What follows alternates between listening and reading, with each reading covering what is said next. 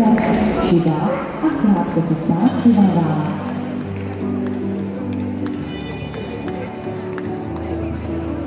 Mastin taký čarbelček.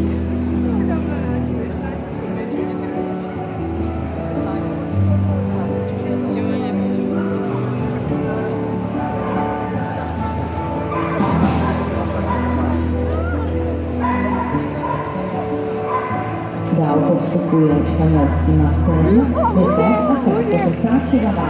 Ostatními se za tímto postem loučíme. Děkujeme. A ještě se podíváme na pohyb. Bože, jak je krásně Ukážeme chodí, španělský master.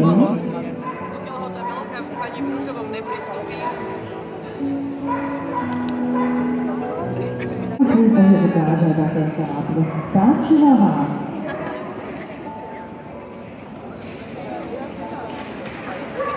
Vyhrá to.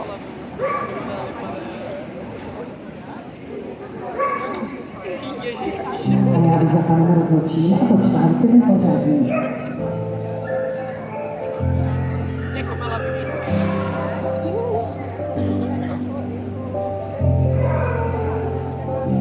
Na třetí místo dnes přichází španělský master. Gratulujeme.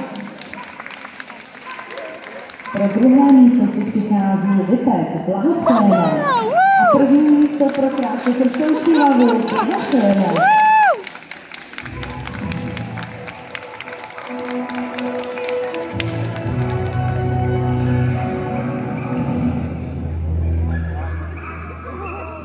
Nejlepší štěně druhého výstavního dne stojí na stupních vítězů.